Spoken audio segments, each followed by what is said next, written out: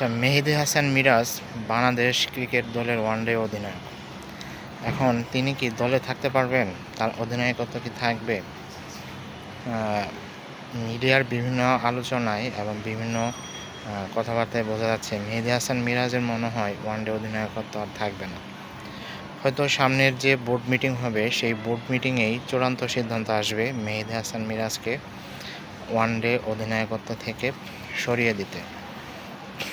এবং তিনি ওয়ানডে অধিনায়ক থেকে যদি সরিয়ে যান তাহলে তার দলে থাকাও মনে হয় একটু অনিশ্চিত হতে পারে। কারণ আপনারা দেখবেন লাস্ট কয়েকটি ওয়ানডে সিরিজে কিন্তু তার অধিনায়কত্ব নিয়ে কিন্তু অনেক কথা উঠেছে এবং অনেক কথাও বলেছে, সমালোচনা হয়েছে। আবার তার কিছু সিদ্ধান্তে কিন্তু বোর্ডের পরিচালকরা, বিশেষ করে সাধারণ ক্রিকেট দর্শকরা কিন্তু নাখুশ এবং তারা চাচ্ছে ওয়ানডে অধিনায়কত্ব থেকে মিরাজকে সরিয়ে দিতে। আসলে কি হবে এরকম তো একটা শোনা যাচ্ছে, অনেকেই কথাবার্তা বলতেছে মিডিয়ার, বিশেষ করে খেলার পেজগুলোতে, পত্রিকায় শোনা যাচ্ছে যে মেহেদী হাসান মিরাজের ওয়ানডে অধিনায়কত্ব হয়তো আর থাকবে না। এখন মেহেদী হাসান মিরাজকে যদি ওয়ানডে অধিনায়কত্ব থেকে সরিয়ে দেওয়া হয় তাহলে তার জায়গায় কে আসবে? তার জায়গায় কে, নাজমুল হোসেন শান্ত আসবে নাকি লিটন কুমার দাস আসবে? যদিও এই দুইজনের নামই কিন্তু বেশি শোনা যাচ্ছে, কিন্তু নাজমুল হোসেন শান্ত একটু এগিয়ে আছে, কারণ তিনি এর আগে ওয়ানডে অধিনায়ক ছিলেন, বর্তমানে যিনি টেস্ট অধিনায়ক।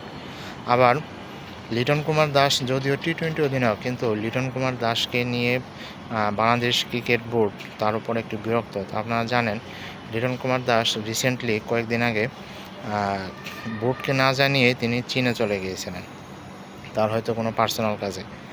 এখন যিনি আপনি জিম্বাবুয়ে সফরে গেলেন না, জিম্বাবুয়ে সফর থেকে ছুটি নিলেন, আপনি এখন বোর্ডকে না জানিয়ে আবার চীনে চলে গেছেন আপনার পার্সোনাল কাজের জন্য। এটা কি হলো?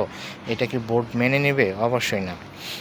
এখন বোর্ড যদি এই লিটন কুমার দাসের ব্যাপারে একটা জরিমানা করে বা তার বিরুদ্ধে শাস্তি দেয় তাহলে তো অবাক হওয়ার কিছু নেই। কারণ বাংলাদেশ ক্রিকেট বোর্ডের একটা নিয়ম রয়েছে যে তারা কোনো ডিসিপ্লিনারি অধিনায়ক ডিসিপ্লিনারি যদি মনে করে যে কোনো ক্রিকেটার তার আচরণবিধি ভঙ্গ করতেছেন তাহলে তাকে তারা শাস্তি দিতে পারে। হয়তো লিটন কুমার দাসের ব্যাপারে এই শাস্তি হতে যাচ্ছে, কিন্তু ওয়ানডে অধিনায়ক হওয়ার ব্যাপারে নাজমুল হোসেন শান্তই কিন্তু এগিয়ে আছে।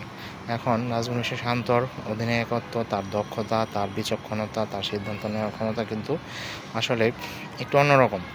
এর আগের খেলাতেও কিন্তু অনেক দেখা গিয়েছে। এখন দেখা যাক মেহেদী হাসান মিরাজকে সরিয়ে আসলে কাকে বাংলাদেশ ক্রিকেট বোর্ড ওয়ানডেতে অধিনায়ক করে, সেটা হয়তো কয়েকদিনের মধ্যেই আপনারা জানতে পারবেন।